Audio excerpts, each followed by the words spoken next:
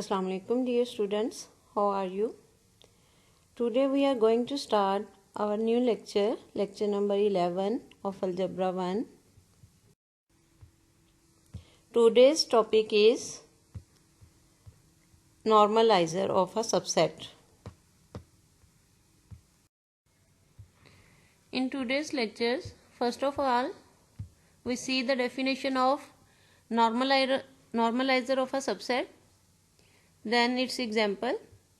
उसके बाद हम डिहाइड्रल ग्रुप पढ़ेंगे और फिर उसकी एग्जाम्पल देखेंगे और एट द एंड हम क्वाटर्नियर ग्रुप और फिर उसकी एग्जाम्पल.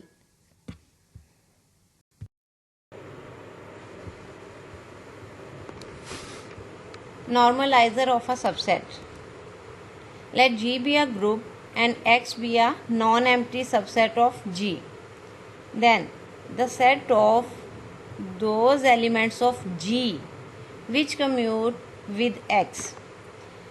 G के ऐसे एलिमेंट जो X के साथ कम्यूट करेंगे उन एलिमेंट्स को हम एक सेट में पुट करेंगे. वो सेट जो है X का नॉर्मलाइजर कहलाएगा. Is called normaliser of X in G and is denoted by N. Subscript में G लिखेंगे और इस तरह से ब्रैकेट में X लिखेंगे. रीड कैसे करते हैं? Normaliser of X in G, यानी G आपका मेन ग्रुप है, X उसका सबसेट है. नॉर्मलाइजर हम एक सबसेट का निकालते हैं ग्रुप के अंदर, तो उसको ऐसे डिनोट करते हैं. अब इसमें एलिमेंट कौन से आते हैं? अभी हमने ऊपर डेफिनेशन में पढ़ा, ऐसे एलिमेंट्स G के जो X के साथ कम्यूट करें. तो इधर इसकी डेफिनेशन जो है मैथमेटिकली भी देख लेते हैं. Normaliser of X in G is equal to A belongs to G, यानी G के ऐसे element such that AX equal to XA. अब ये A G का एलिमेंट है, X एक सबसेट है G का. AX अगर हम ये देखें, ये सेट क्या हमने पीछे पढ़ा था? लेफ्ट को सेट, और ये हमने पढ़ा था राइट को सेट. यानी G का ऐसा एलिमेंट जिसके साथ लेफ्ट को सेट और राइट को सेट सेम आए, वो एलिमेंट जो है वो normaliser of X in G में जाएगा. Since EX equal to XE, यानी आइडेंटिटी एलिमेंट जो होता है उसको किसी के साथ भी मल्टीप्लाई करें वो सेट ही आ जाता है. उसको लेफ्ट से मल्टीप्लाई करें या राइट से मल्टीप्लाई करें, तो इसका मतलब E जो है वो X के साथ कम्यूट करता है. तो हर सेट में जो है वो ग्रुप जो होता है उसमें आइडेंटिटी एलिमेंट होता है. आइडेंटिटी एलिमेंट हर सबसेट के साथ कम्यूट करता है. It means at least E belongs to normal of X in G. के कोई भी नॉर्मलाइजर हम फाइंड करें उसमें एटलीस्ट E तो होगा ना. और भी एलिमेंट आ जाएंगे जो कम्यूट करेंगे, लेकिन इससे ये शो होता है कि नॉर्मलाइजर जो है वो कभी भी एम्प्टी नहीं हो सकता. So normaliser of X in G is non empty.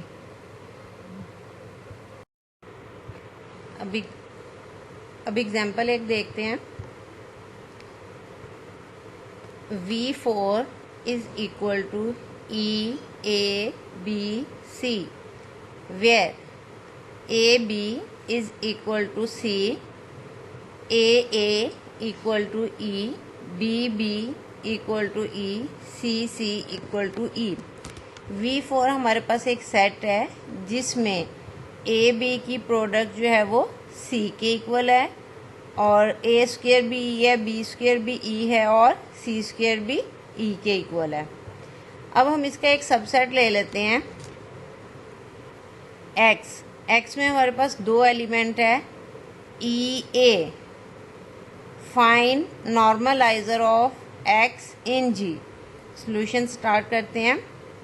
सबसे पहले आइडेंटिटी एलिमेंट हमने वन बाय वन क्या करना है, जो हमारा गिवन ग्रुप है V4 जो है उसके हर एलिमेंट को X के साथ चेक करना है. पहले हमने आइडेंटिटी एलिमेंट लिया, इसको तो चेक करने की भी ज़रूरत नहीं है, डायरेक्ट हम लिख सकते हैं EX equal to XE implies E belongs to normaliser of X in G. कि E तो X के साथ कम्यूट करता ही है, तो डायरेक्ट हमने लिख दिया EX equal to XE. This implies E belongs to normaliser of X in G. अब हमने इसका दूसरा एलिमेंट लेना है A, उसको X के साथ चेक करना है. यानी पहले हम ए एक्स निकालेंगे, फिर एक्स ए निकालेंगे, ए एक्स। अब मैंने क्या करना है, ए एक्स, एक्स तो मेरे पास है ई ए। अब इसके साथ जब मैं ए लगाऊंगी, इस साइड में ए को मैंने इसके हर एलिमेंट के साथ मल्टीप्लाई करना है। जब मैं ई के साथ मल्टीप्लाई करूंगी तो मेरे पास आ जाएगा ए। जब मैं ए के साथ ए को मल्टीप्लाई करूंगी वो बन जाएगा ए स्क्वेयर। वो हमें गिवन है कि ए को जब हम ए के साथ मल्टीप्लाई करें, ए स्क्वेयर जो है वो ई के इक्वल है, तो वो उधर मैं ई लिख दूंगी। यानी मैंने ए के साथ एक्स को मल्टीप्लाई किया तो मेरे पास ये सेट आया। अगर मैं इसको गौर से देखूं तो ये सेट एक्स है, इसलिए मैं लिख दूंगी it is equal to x. अब मैंने एक्स को राइट से ए के साथ मल्टीप्लाई करना है, तो जब मैं ई को ए के साथ राइट से मल्टीप्लाई करूंगी, आइडेंटिटी एलिमेंट जिस साइड से मर्जी मल्टीप्लाई करें ए ही आएगा। और सिमिलरली जब मैं ए को ए के साथ राइट से मल्टीप्लाई करूंगी फिर मेरे पास ये आएगा, इसकी जगह पे मैं फिर ई लिख दूंगी। तो ये सेट भी मेरे पास एक्स ही बना। ज़रूरी नहीं है कि ये सेट एक्स ही बने, मीन कि ये दोनों सेम बनने चाहिए। तो इसमें तो वैसे एक्स ही बन गए हैं, तो आपके ये दोनों सेट सेम आने चाहिए। जब ये दोनों सेट सेम होंगे तो जिस एलिमेंट के लिए ये सेम आए हैं वो एलिमेंट नॉर्मलाइजर को बिलोंग करेंगे। So a belongs to normaliser of x in V4। अब एक एलिमेंट को हमने ई को कह दिया अंडरस्टूड है, वो बिलोंग करेगा नॉर्मलाइजर को। फिर हमने दूसरे एलिमेंट को चेक किया, उसके साथ लेफ्ट को सेट, उसके साथ राइट को सेट निकाला, दोनों का आंसर सेम निकला, तो इट मीन्स के दूसरा एलिमेंट भी बिलोंग कर गया। अब हम तीसरे एलिमेंट को लेंगे कि ये जो है नॉर्मलाइजर को बिलोंग करते हैं कि नहीं। अब हम इसके साथ लेफ्ट को सेट और राइट को सेट निकालेंगे। बी को जब लेफ्ट से मल्टीप्लाई करेंगे, बी को जब हमने ई के साथ मल्टीप्लाई किया तो ये मेरे पास आ गया बी। उसके बाद जब हमने इसको इस साइड से मल्टीप्लाई किया बी ए, तो ये हमारे पास आ गया सी के इक्वल। अब उसके बाद जब हमने राइट को सेट निकाला ई बी, तो वो भी हमारे पास बी आ जाएगा। फिर जब हमने ए को मल्टीप्लाई किया बी के साथ तो ये मेरे पास ए बी आ जाएगा, ये भी सी के इक्वल है। एक और चीज़ हम नोट कर रहे हैं कि बी ए की जगह पे भी हमने सी लिखा और ए बी की जगह पे भी सी लिखा। क्यों? क्योंकि ये जो V4 है ये अबिलियन ग्रुप है, तो अबिलियन ग्रुप है इसलिए ए बी भी सी होगा और बी सी भी, ए बी और बी ए दोनों का आंसर जो है वो सी ही आएगा। तो अब ये हम ऑब्जर्व करें, इसमें भी ये दोनों सेट सेम आ गए हैं। इट मीन्स कि बी एलिमेंट जो है वो भी नॉर्मलाइजर को बिलोंग करेगा। B X is equal to x B, तो ये भी हमारे पास इक्वल आ गया। This implies B belongs to normaliser of x in V4। अब सी की बारी है, सी को सिमिलरली चेक करेंगे। स्मॉल सी जो कि V4 का एलिमेंट है उसको एक्स के साथ, तो ये सी एक्स इक्वल टू दिस और एक्स सी वो भी सेम आ गया हमारे पास। इट मीन्स के ये भी हमारे पास जो है वो नॉर्मलाइजर को बिलोंग कर जाएगा। This implies c belongs to normaliser of x in V4। अब हमने 1 बाय 1 हर एलिमेंट को चेक किया, सारे एलिमेंट कम्यूट कर रहे हैं, तो this implies normaliser of x in G will be equal to e a b c, और ये सारे ही V4 के एलिमेंट आ गए हैं। तो this implies normaliser of x in V4 is equal to V4। अब हम एक और सबसेट ले लेते हैं, let h equal to a. Clearly E belongs to normaliser of G, normaliser of x in G, और E belongs to normaliser of x in V4।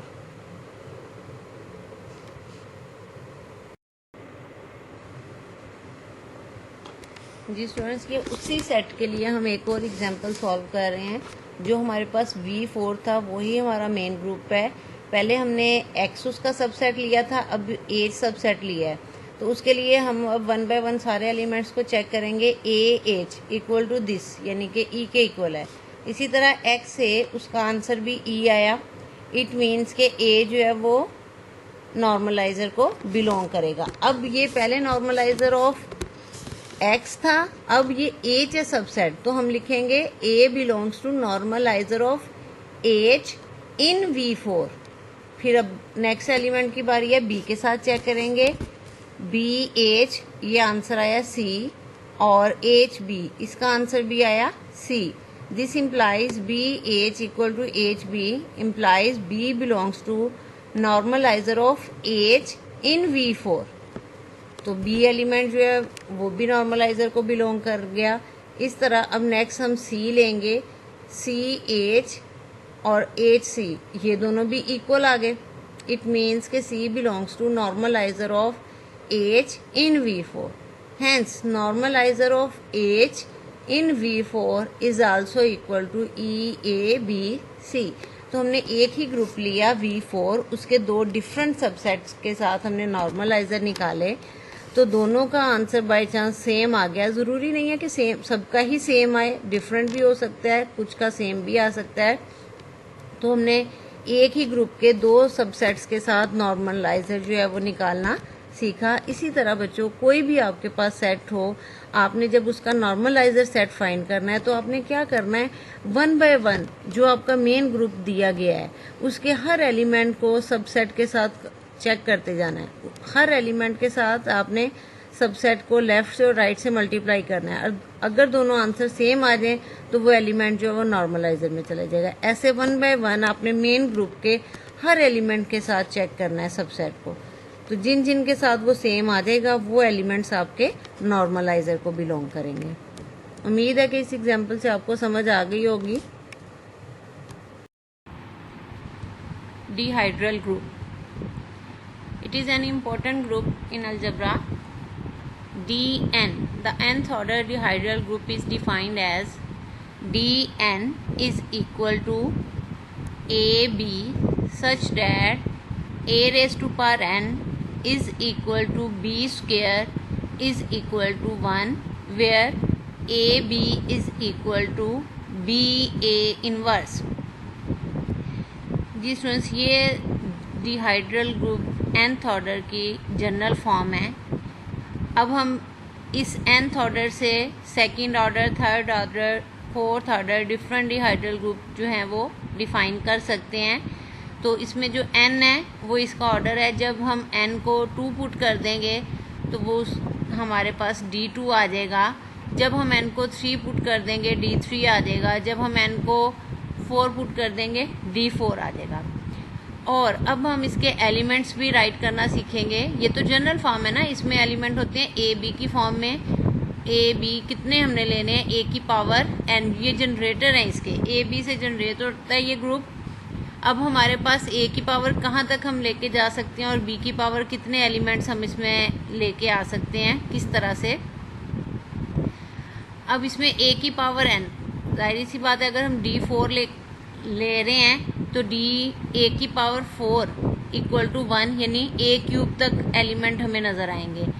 B जो है वो बी स्क्वेयर तक ही होते हैं आपके पास, जो कि बी स्क्वेयर भी आइडेंटिटी हो जाता है, यानी आपको ए नज़र आएगा और बी जो है वो बी स्क्वेयर जो है वो आइडेंटिटी हो जाता है। तो ए और बी नज़र आएंगे और बाकी ए की पावर्स हम लेते जाएंगे।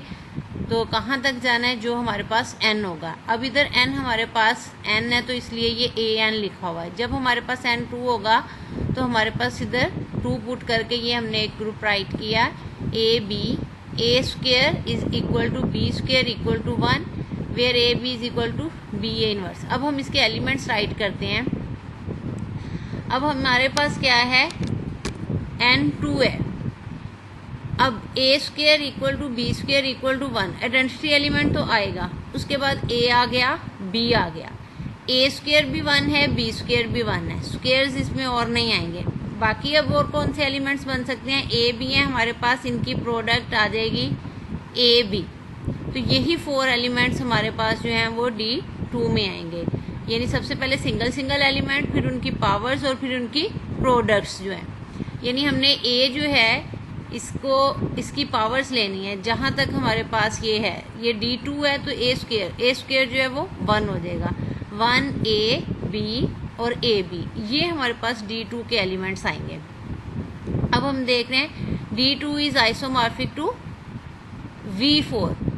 अब ये स्टूडेंट्स आपने अभी V4 पे एक एग्जांपल मैंने करवाई थी आपको, उसमें इधर 1 नहीं था, उधर E था। तो ई जो है वो भी आइडेंटिटी को शो करता है, 1 लिख लेंगे तो वो श्योर है कि मल्टीप्लिकेशन के लिहाज से आप ग्रुप ले रहे हो। तो ये D2 जो है वो V4 के ही इक्विवेलेंट है। अब n जब हम 3 लेंगे तो सबसे पहले a क्यूब जो है b स्क्वायर के इक्वल और वो 1, वो हमारे पास आइडेंटिटी तो आएगी ग्रुप में, वो 1 आ गई। हमने कहा था a लेना है, a आ गया, फिर a square, a cube identity बन गया, इसलिए बस a स्क्वायर तक आएंगे हमारे पास एलिमेंट। अब आप ऐसा करें कि इनको राइट करने का बेस्ट वे ये है कि आप सबसे पहले आइडेंटिटी a स्क्वायर, a की हायर पावर जहाँ तक आपके पास n है उससे एक कम तक जाएंगी। जैसे ये 3 है तो आपके पास आ गया 1a स्क्वायर। उसके बाद आपने क्या करना है, b लिखें, फिर ab और a स्क्वायर b। अगर आप इसको रीअरेंज कर लें तो ये आपके लिए बहुत इजी होगा डिहाइड्रल ग्रुप के किसी भी ऑर्डर के एलिमेंट्स को राइट करना कि हम कैसे लिखें। सबसे पहले 1a square, a cube, a4, इस तरह से nth ऑर्डर तक जितना भी आपके पास है। लेट्स से आप d4 लिख रहे हो तो आपके पास a क्यूब तक आएगा, तो 1a स्क्वायर, a क्यूब आ गया। उसके बाद आपने इन सारे एलिमेंट्स को b के साथ मल्टीप्लाई कर देना है जस्ट राइट साइड से, तो ये आपके पास डिहाइड्रल ग्रुप जो है वो कंप्लीट हो जाएगा। तो ये स्टूडेंट से राइट पे थोड़ा सा समझाया गया आपको। A B is equal to B A inverse, इससे हमें क्या पता चला, a B equal to B inverse. जब भी हम इस एग्जाम्पल को, इसके क्वेश्चंस को सॉल्व कर रहे होंगे, सम टाइम्स प्रोडक्ट हमारे पास डिफरेंट आएंगी, हमने उनको देखना है कि वो किसके इक्विवेलेंट है, तो हम इस फार्मूला को यूज़ करेंगे। ए स्क्वायर इक्वल टू 1। अब हम ये D2 के लिए इसको चेक कर रहे हैं। ये D2 हमारे पास जो ग्रुप है डिहाइड्रल ग्रुप ऑफ ऑर्डर 2, इसके ये एलिमेंट्स हैं 1a b a b। अब हमने ये चेक करना है इज इट अ ग्रुप। तो सबसे पहले हमारे लिए इसमें जो है कॉमोटेटिव ला कह रही हूँ, क्लियर प्रॉपर्टी होल्ड करनी चाहिए कि सबकी प्रोडक्ट जो है वो इसी के अंदर होनी चाहिए। एसोसिएटिव ला होल्ड करना चाहिए, आइडेंटिटी एलिमेंट होना चाहिए और इन्वर्स होना चाहिए। तो इसमें ये देखें कुछ थोड़ा सा इधर किया गया है। हमारे पास इधर क्या है, ए स्क्वायर इक्वल टू 1, इसी चीज़ को लेके चलते हैं। A square equal to 1, a into a is equal to 1, a is equal to a inverse. ये ए जब दूसरी तरफ जाएगा तो ए इनवर्स। इससे क्या पता चला, ए का इनवर्स जो है वो ए ही है, ए inverse is equal to a. तो आइडेंटिटी जो है वो 1 है, ए का इन्वर्स 1 है। इसी तरह बाकी एलिमेंट्स का भी हम इन्वर्स चेक कर लेंगे। अब ये हमारे पास है ए बी, इसी तरह बी स्क्वायर भी 1 है तो बी का इन्वर्स भी बी आ गया, ए बी रह गया। इसका इन्वर्स चेक करते हैं। तो इसमें हमारे पास है ए बी का whole square is equal to A B into A B. अब एसोसिएटिव से हम इसको ए बी को जो है हम पुट कर देंगे इस फार्मूला के थ्रू, बी ए इनवर्स। तो ये ए बी हमारे पास इक्विवेलेंट है बी ए इनवर्स, ये हमने पुट कर दिया इंटू ए बी। अब ये एसोसिएटिव ला से हम बी को बाई लिख देंगे, ए इनवर्स इंटू ए, ये आ गया हमारे पास। और ये बी जो है ये एंड पे आ गया, ए इनवर्स ए 1 हो गया, और ये b into b, b square बन गया, तो b square is equal to 1। अब ए बी का स्क्वायर जो है वो 1 है। एक तो ये हमें पता चल गया ए बी का ऑर्डर जो है वो हमारे पास क्या है, इसका इन्वर्स जो है ए बी का ए बी ही निकला। क्यों, ए बी का स्क्वायर जब आइडेंटिटी आ जाए तो वो एलिमेंट जिसका स्क्वायर आइडेंटिटी आ जाए वो अपना ही इन्वर्स है। जैसे ये ए स्क्वायर इज इक्वल टू 1, इधर से हमने चेक किया कि ए का इन्वर्स ए के ही इक्वल है। इसी तरह ए बी का स्क्वायर जो है वो 1 आ गया आइडेंटिटी, तो ए बी का इन्वर्स भी ए बी ही है। तो इट मीन्स कि इसमें सारे एलिमेंट्स का इन्वर्स जो है वो एग्जिस्ट करता है। आइडेंटिटी एलिमेंट भी है, एसोसिएटिव लॉ भी होल्ड करेगा और क्लियर प्रॉपर्टी भी होल्ड करेगी। So we can say that D2 is a group under multiplication. ये एक और एग्जांपल है हमारे पास, इसमें भी हमने नॉर्मलाइजर फाइंड करना है। Let h equal to 1a स्क्वायर, find normaliser of h in D3। D3 में हमने h का नॉर्मलाइजर फाइंड करना है, यानी h is a subset of D3। D3 में हमने h का नॉर्मलाइजर फाइंड करना है। सबसे पहले हम D3 सेट डिफाइन करेंगे। D3 is equal to 1a square, B, A B, A square b. जी मैंने आपको बताया था ये सेट कैसे राइट करते हैं। D3 है तो सबसे पहले हम 1a स्क्वायर तक जाएंगे। 3 है तो a की पावर 2 तक जाएंगे, 3 पावर जो होती है वो 1 बन जाता है, तो ये आ जाएगा 1a स्क्वायर। फिर हम सिंपल b लिखेंगे, फिर ab और देन a स्क्वायर b लिखेंगे। ये हमारे पास आ गया D3 सेट। अब हमने जो है एज का नॉर्मलाइजर निकालना है इन D3, तो D3 में निकालना है। D3 के हर एलिमेंट को हम 1 बाय 1 चेक करेंगे, is it belongs to normaliser और नॉट।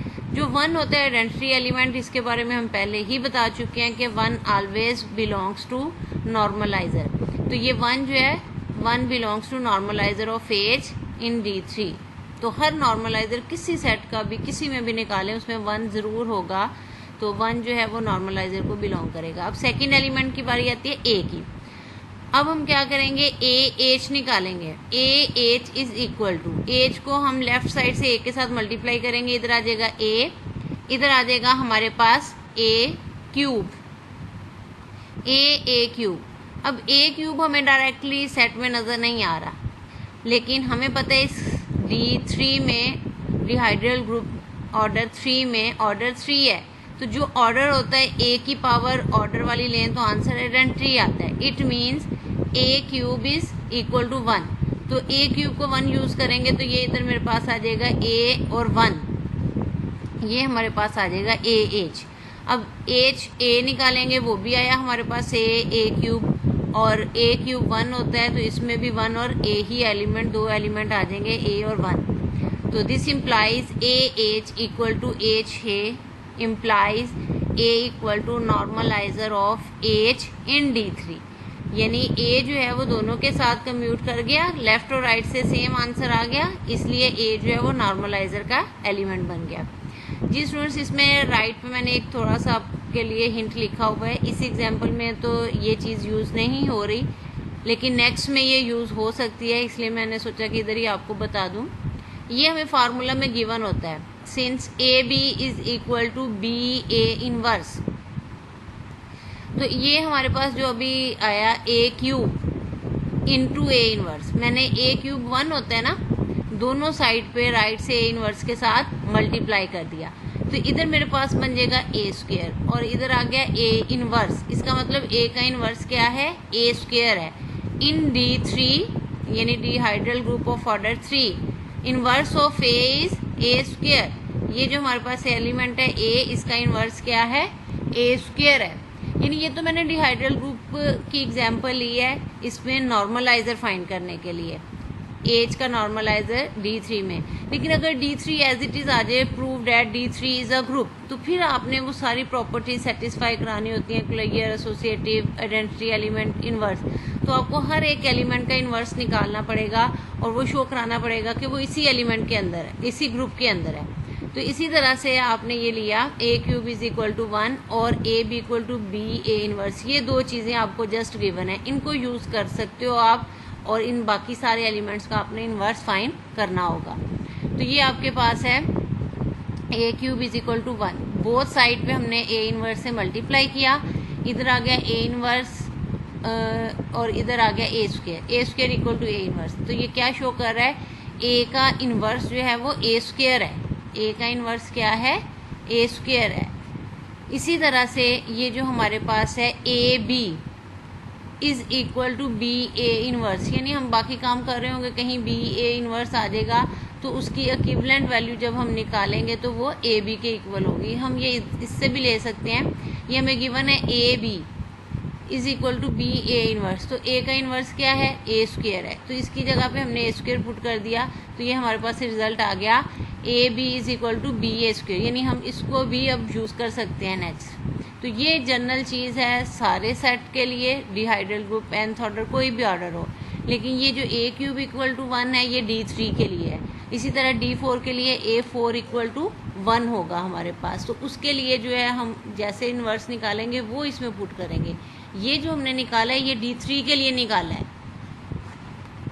अब इस एग्जाम्पल को कंप्लीट करते हैं। 1 जो है नॉर्मलाइजर को बिलोंग कर गया, ए भी नॉर्मलाइजर को बिलोंग कर गया। अब remaining element A square B A B और ए स्क्वायर बी, इन सारे एलिमेंट्स को चेक करना है कि कौन कौन से एलिमेंट जो हैं वो नॉर्मलाइजर को बिलोंग करते हैं।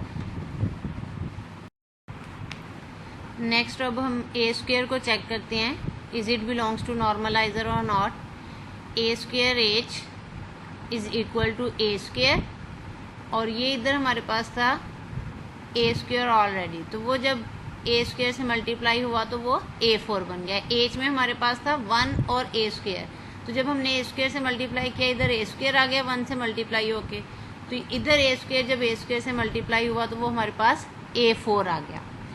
अब A4 तो डायरेक्टली हमें नज़र नहीं आ रहा उस सेट में, तो A4 को हम कन्वर्ट करके देखते हैं ये किसके इक्विवेलेंट है।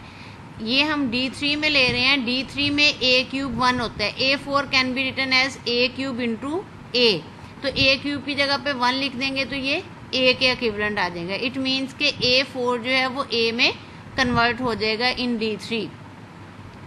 इसी तरह से H A स्क्वायर लिया तो ये भी हमारे पास A स्क्वायर A4 आया, तो A4 सिमिलरली कन्वर्ट हो जाएगा A में। अब ये दोनों के आंसर लेफ्ट कोसेट और राइट कोसेट सेम निकल आया, तो it means this implies A square H equal to H A square, hence A square belongs to normalizer of H in D3। A square भी normalizer को belong कर गया। अब बारी आती है B की, B को चेक करते हैं, B इंटू H, तो ये आ जाएगा B A square. B A square हमारे पास ग्रुप का एलिमेंट नहीं नज़र आ रहा, इसको हम कन्वर्ट करेंगे कि ये किसके इक्विवेलेंट है। ये इसी एग्जाम्पल के स्टार्ट में मैंने राइट साइड पे ये सॉल्व किया हुआ था। बी ए स्क्वायर जो है वो ए बी के इक्विवेलेंट है, तो ये बी ए स्क्वायर की जगह पे हम ए बी लिख देंगे। और एक बात मैं बार बार आपको बताती जाऊँ, ये जो भी हम कन्वर्जन कर रहे हैं ये D3 के अकॉर्डिंग कर रहे हैं। अगर हमारे पास D4 होगा तो उसमें में भी ये टर्म्स चेंज हो जाएं। Formula A B equal to B A inverse तो सेम है, लेकिन ए का ऑर्डर जो है D3 में A क्यूब 1 है, D4 में A4 1 होगा, तो उसके अकॉर्डिंग चेंज होंगी टर्म्स। तो ये B A square equal to A B in D3 में था, हमने फर्स्ट इस एग्जाम्पल के स्टार्ट में ये प्रूफ किया था, तो ये मैंने इधर पुट कर दिया ए बी। अब मैं निकालूंगी एच बी, यानी राइट साइड से बी को मल्टीप्लाई करना है, तो ये मेरे पास आ जाएगा बी ए स्क्वायर बी, राइट से मल्टीप्लाई करना है, इधर लेफ्ट से मल्टीप्लाई किया तो बी ए स्क्वायर आ गया। अब हमारे पास है ए स्क्वायर बी, तो ए स्क्वायर बी जो है ये हमारे पास डायरेक्ट इस सेट का एलिमेंट है, इसलिए हम इसको कन्वर्ट नहीं करेंगे। इसको हमने क्यों कन्वर्ट किया ए बी में, क्योंकि ये हमें जो सेट था D3 उसमें ये वाला एलिमेंट नज़र नहीं आ रहा था, तो हमने इसकी अल्टरनेट फॉर्म फाइंड की जो कि D3 का एलिमेंट हो।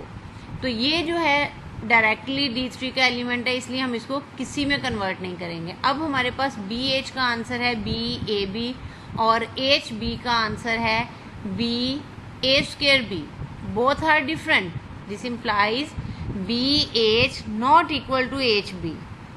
This implies B does not belongs to normaliser of H in D3। जी अब बारी है ए बी की।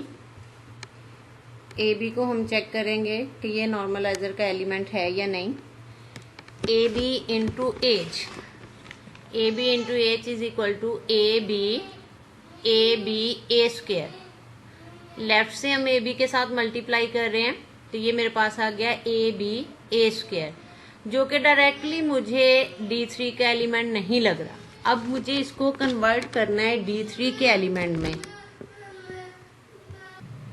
हमें पता है कि ए बी जो है वो इक्वल होता है बी ए इनवर्स के। A B is equal to B A inverse, तो ए इनवर्स हमने D3 में अभी प्रूफ किया है, ए inverse is equal to A square, यानी ए बी की वैल्यू आ गई हमारे पास बी ए स्क्वायर। अब हमें किसकी वैल्यू फाइंड करनी है, A B into a square, तो this implies A B into a square is equal to a as it is आ गया, बी ए स्क्वायर की जगह पे हमने ए बी पुट कर दिया, ये ऊपर अभी हमने फाइंड किया है। तो अब ये मेरे पास आ गया ए स्क्वायर बी आ गया मेरे पास। अब हम ये जो है इसकी जगह पे पुट कर देंगे, A B A square is equal to A square B. अब राइट साइड से ए बी के साथ मल्टीप्लाई करेंगे, ये हमारे पास आएगा a B A square A B A square A B, A square a से मल्टीप्लाई होके ए क्यूब, और ये बी, ए क्यूब हमें पता है 1 के इक्वल है, तो ये आ जाएगा ए बी एंड बी। अब हम देख रहे हैं कि ये मेरे पास क्या आया है, A B A square B, और इसका आंसर आया है ए B B. This implies A B into H not equal to H into A B. This implies AB does not belongs to normalizer of H in D3. अब last element रह गया check करने वाला हमारे पास ए square B. इसको H के साथ multiply करेंगे, ये हमारे पास आ जाएगा ए स्क्वायर बी, ए स्क्वायर बी ए स्क्वायर। अब हम इसको कन्वर्ट करेंगे, ये किसके इक्वल है, बी ए स्क्वायर जो है वो ए बी के इक्वल होता है, तो ये मेरे पास आ गया a square B A square is equal to A square A B. अब ये जो ए बी है, ये जब ए इसका इसके साथ मिलेगा ये आ जाएगा ए क्यूब 1 होता है तो सिंपली बी रह जाएगा, यानी a square b h is equal to A square B और बी, ये दो एलिमेंट इसमें आ जाएंगे। अब नेक्स्ट हम इसको राइट से मल्टीप्लाई करते हैं, तो ये आ जाएगा ए स्क्वायर बी ए स्क्वायर बी, तो ये ए स्क्वायर और ए स्क्वायर ए 4 बन जाएगा, ए 4 में ए क्यूब 1 हो जाएगा और ए बी आ जाएगा हमारे पास। अब हम इधर देख रहे हैं कि ये मेरे पास जो है ये भी answer A square A B, और ये आंसर जो है ए स्क्वायर बी और बी। ए स्क्वायर ए बी एक एलिमेंट तो सेम है लेकिन सेकंड एलिमेंट डिफरेंट है। This implies H A square B और ए स्क्वायर बी एच, ये दोनों डिफरेंट है, तो a square b into H not equal to h A square b. This implies hence this does not belongs to normalizer of H in D3. Hence normalizer of H in D3 will be equal to 1 A square only, which completes the proof. Quaternion group. This group is denoted by Q8. Q8 is equal to plus minus 1 plus minus I plus minus j plus minus k. Q8 is called quaternion group. In this group, I dot j is equal to k, j dot k is equal to I. Similarly, k dot I is equal to j, and reverse multiplication j dot I is equal to minus k. इसी तरह से हमारे पास जब आएगा k dot j तो वो भी minus आई होगा। और तीसरी चीज इसमें क्या होता है, I square equal to J square equal to K square equal to -1। ये इस ग्रुप के बारे में इंफॉर्मेशन है। Q8 से इसको डिनोट करते हैं। क्वाटर्नियन ग्रुप इसका नेम है। इसमें 8 एलिमेंट्स होते हैं, 4 पॉजिटिव 4 नेगेटिव, और ये चीज़ इसमें होल्ड करती है साइक्लिक की तरह, यानी आई जे के जो है इसमें साइक्लिक ऑर्डर जो है आई और जे की के, इसी तरह से के और आई की जो है वो हमारे पास जे हो जाएगी, फिर जे और के की जो है ये आई है, और जब हम ऑर्डर रिवर्स करते हैं तो वो नेगेटिव साइन साथ आ जाएगा। और आई स्क्वेयर जे स्क्वेयर और के स्क्वेयर ये तीनों इक्वल हैं और ये -1 के इक्वल है हमारे पास। जी स्टूडेंट्स, इस क्वेश्चन में हमने नॉर्मलाइजर फाइंड करना है। क्वेश्चन है हमारे पास, let k is equal to 1 i j, find normaliser of k in Q8। ये हमारे पास एक सबसेट है Q8 का, इसका नाम k आप कोई और भी रख सकते हैं, ऐसे रख लें, जो मर्जी रख लें।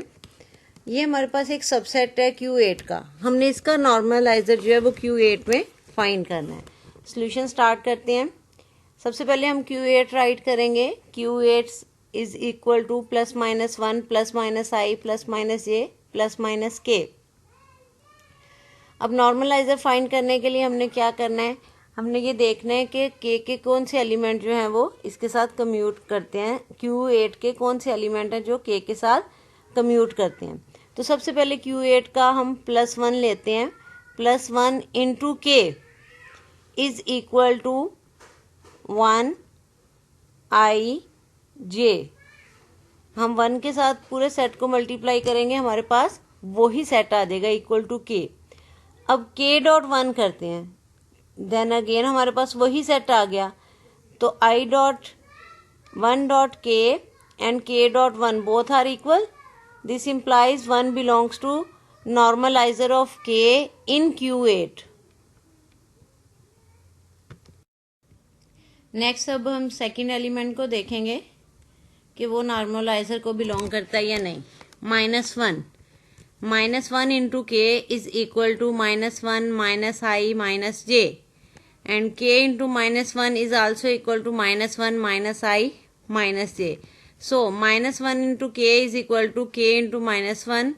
This implies -1 belongs to normalizer of k in Q8। अब थर्ड एलिमेंट की बारी है जो कि आई है। आई को हम देखेंगे, ये के जो है ये हमारे पास पूरा सेट है के, तो आई हमारे पास Q8 का एक एलिमेंट है, के हमारे पास जो Q8 का सबसेट है वो डिनोट कर रहा है। आई इंटू के is equal to I square, फिर आपके पास आएगा आई इंटू जे। अब आई जो है वो आई के इक्वल है, आई स्क्वेयर Q8 में -1 के इक्वल होता है। अभी हमने ऊपर जब डेफिनेशन पढ़ी उसमें ये पढ़ा था। I dot J is equal to small K, तो ये हमारे पास आ गया आई इंटू के, ये सबसेट जो है ये इक्वल है आई -1 और के। अब के इंटू आई करते हैं तो ये हमारे पास आ जाएगा i into i square j dot i. J dot i जो है वो -k के इक्वल होगा। इधर हमारे पास k है, इधर -k, इट मीन्स कि ये दोनों सेट आपस में इक्वल नहीं है। I dot K not equal to K dot I, so I does not belongs to normaliser of k in Q8। अब इससे नेक्स्ट जो एलिमेंट है हमारे पास -i है। -i को k के साथ करेंगे तो ये इस तरह से हमारे पास रिजल्ट आएगा। इसको सिंप्लीफाई करेंगे तो हमारे पास आंसर आएगा -i1 -k। फिर इसको राइट से मल्टीप्लाई करेंगे -i को, के सेट जो है हमारे पास सबसेट है Q8 का उसके साथ, तो फिर हमारे पास ये रिजल्ट आएगा -i1k। ये दोनों भी इक्वल नहीं है, इट मीन्स कि ये जो -i है is also does not belongs to normaliser of k in Q8।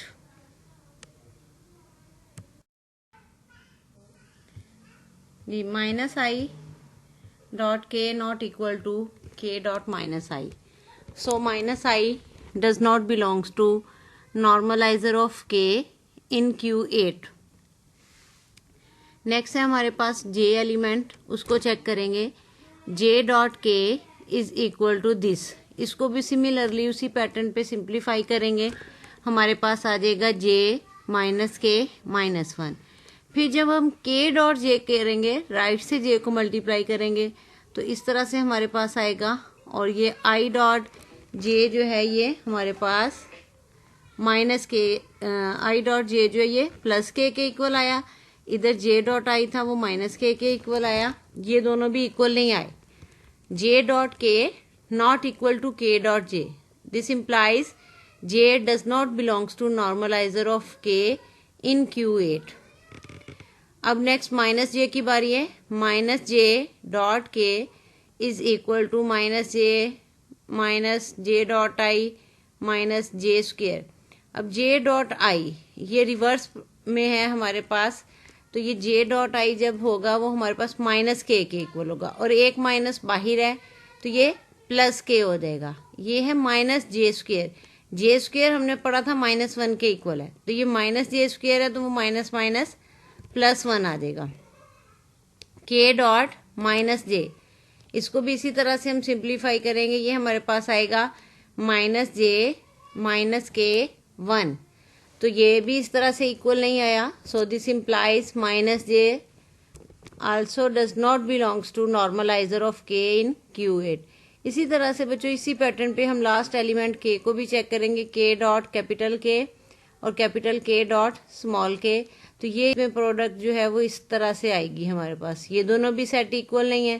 So small K does not belongs to normaliser of K in Q8। तो ये हमारे पास जो स्मॉल के है ये भी इसको बिलोंग नहीं किया। अब लास्ट एलिमेंट की बारी है हमारे पास माइनस के। इसको भी हमने इस तरह से मल्टीप्लाई किया, ये भी हमारे पास इक्वल नहीं आया। तो इसके लिए भी हम यही कहेंगे this implies minus K does not belongs to normaliser of K in Q8। Hence normalizer of K in Q8 is equal to plus minus one. Just one और माइनस वन ने कम्यूट किया है, बाकी एलिमेंट्स में से किसी ने भी कम्यूट नहीं किया, तो इसलिए इसका नॉर्मलाइजर जो है वो प्लस माइनस वन आ जाएगा। थ्योरम है हमारे पास, normaliser of any subset of a group G is a subgroup of G। यानी कोई भी हमारे पास ग्रुप G हो, उसका कोई भी सबसेट ले लें, एक सेट के कितने सबसेट बन सकते हैं, तो कोई भी सबसेट ले लें, उस सबसेट से हम उसका नॉर्मलाइजर निकालें G के अंदर, तो जो आंसर आएगा नॉर्मलाइजर का वो भी G का सब ग्रुप होगा। सबसेट के लिए कंडीशन नहीं है सब ग्रुप की कि सबसेट हम कोई भी ले ले, जब हम उस सबसेट पे नॉर्मलाइजर फाइंड करें तो नॉर्मलाइजर का आंसर जो होगा ना वो सब ग्रुप होगा। Normalizer of any subset of a group G is a subgroup of G। Proof इसका देखते हैं। Let G be a group and X be a non empty subset of G, then normalizer of X in G is equal to A belongs to G such that AX equal to XA. Clearly, normalizer of X in G is a subset of G. जाहिर सी बात है, अपने G के elements को ही check करना है, जो इस X के साथ कम्यूट कर जाएंगे वो नॉर्मलाइजर में जाएंगे। तो नॉर्मलाइजर के अंदर जो एलिमेंट होंगे वो G के ही होंगे, तो G का सबसेट ही होगा। Let AB belongs to normalizer of X in G. This implies AX equal to XA and BX equal to XB. We will show that AB inverse belongs to normalizer of X in G. यानी हमने normaliser के दो element ले लिए A और B, तो इनके लिए ये कंडीशन होगी AX इक्वल टू XA और BX इक्वल टू XB। तो ये जो सब ग्रुप का क्राइटेरिया हमने स्टार्ट में पढ़ा था वो ये था, अगर हम किसी भी सेट के दो एलिमेंट लें, एक को सिंपल दूसरे का इनवर्स, तो उनकी प्रोडक्ट अगर उसी सेट को बिलोंग करती है तो वो सेट जो है वो सब ग्रुप होगा। तो वही हमने क्राइटेरिया इधर शो करवाना है सब ग्रुप वाला, कि ये हमने शो करना है A B inverse belongs to normaliser of x in ji.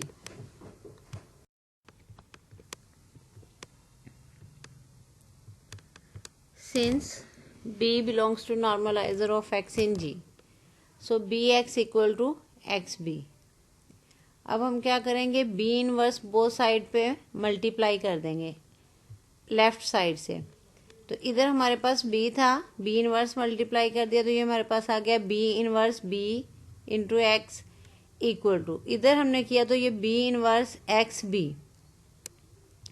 B inverse B जो है वो कैंसिल होके हमारे पास X आ गया equal to B inverse X B.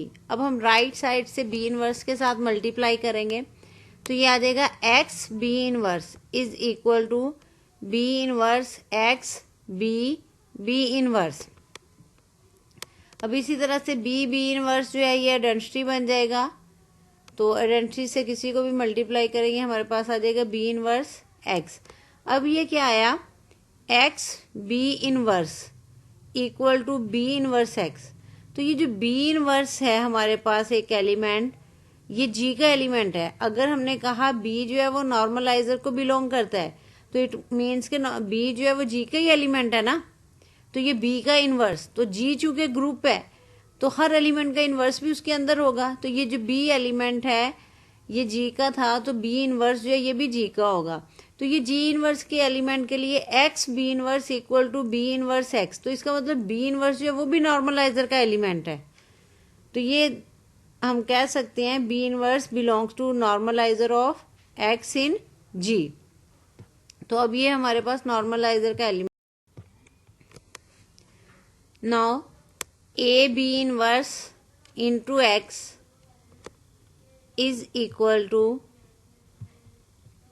A x B inverse.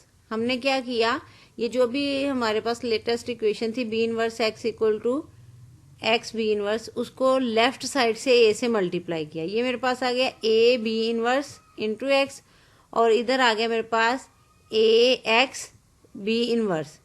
अब A X equal to X A है, क्योंकि ए जो है हमारे पास नॉर्मलाइजर का एलिमेंट है, तो ए X equal to X A है। तो इधर मैंने इसको रिप्लेस कर दिया ए एक्स को एक्स ए से, तो ये मेरे पास बन गया एक्स ए बी इनवर्स। तो अब इधर भी ये इक्वेशन को अगर हम गौर से देखें, ए बी इनवर्स ये सारा जो है वो उसको सिंगल एलिमेंट कंसीडर करें, तो ये एक एलिमेंट और ये एक्स, फिर इधर है एक्स पहले और एलिमेंट बाद में, तो इसका मतलब ये जो एक एलिमेंट है ये भी नॉर्मलाइजर को बिलोंग करेगा।